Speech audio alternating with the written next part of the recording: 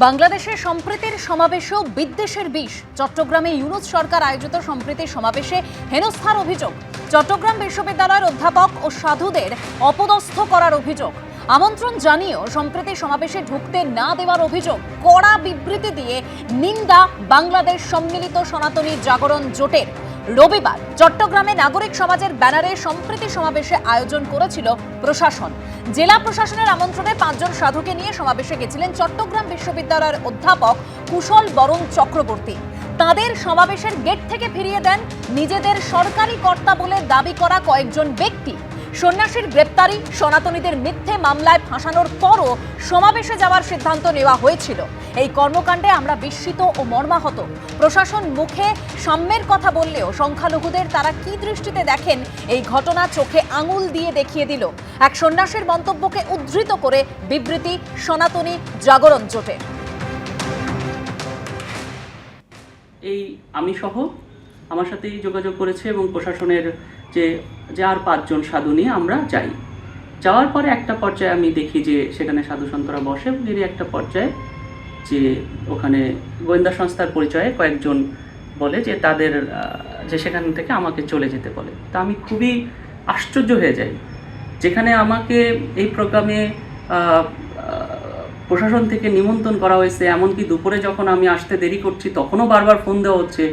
এরকম একটা অবস্থায় আমাকে চলে যেতে বলা, মানে বিষয়টি আমার জন্য খুবই আশ্চর্য একটা বিষয় হয়েছে এবং একটা বিব্রতকর একটা পরিস্থিতি ওরকম। তা আমি বিষয়টা আমার একদম ভালো লাগে নাই। তো আমি জানতে চাইলাম এবং বুঝলাম যে প্রশাসনদের কেউ হয়তো তাদের বলেছে বা তাদের করাচ্ছে, এবং জানতে পারলাম যে এই পুরো আয়োজনের কোনো একটা স্টেক হোল্ডার বা কেউ হয়তো কারো হয়তো আমাদের প্রতি নেতিবাচক ধারণা আছে, তারাই সেই বিষয়গুলো বলছে। তো বিষয়টা আমি জানি না যে কী বিষয়গুলো তারা আমাদের সাথে খোলাখুলি আলোচনা করতে পারেন, কিন্তু সেটা না করে এইভাবে যে ট্যাগিংয়ের রাজনীতি, যে এরে ওরে ট্যাগ দেওয়া, যে এ অমুক তে তমুক, এই যে আয়োজনটা কি ছিল যে সবাই একসাথে বসে আমরা সম্প্রীতির কথা বলে এবং কিভাবে আমরা এই কাজগুলো করতে পারি। এভাবে প্যারালালভাবে যদি আমাদের যদি এভাবে দূরত্ব বাড়তে থাকে বা বাড়ানো হয়, এটা কি ভালো? কারোর জন্য ভালো না। আমি এখান থেকে শুভময়দার কাছে যাব। শুভময়দা, যা পরিস্থিতি বাংলাদেশে একের পর এক হিন্দুদের ওপর আক্রমণ চলছে, কিছুদিন আগেও আমরা দেখলাম একজন শিক্ষককে রীতিমতো জোর করে পদত্যাগ করতে একেবারে বাধ্য করা হয়েছে। এবার চট্টগ্রাম বিশ্ববিদ্যালয়ের অধ্যাপক এবং সাধুদের অপদস্থ করার অভিযোগ সামনে আসছে। আর এই পরিস্থিতিতে আমরা জানি যে এপার থেকে বিভিন্ন ধর্মের ধর্মগুরুরা তারা সিদ্ধান্ত নিয়েছেন যে সর্বধর্ম সমন্বয়ের বার্তা নিয়ে ওপারে যাবেন। কি মনে হচ্ছে শুভময়দা, দিশা কি দেখা যাবে কোনো রকম?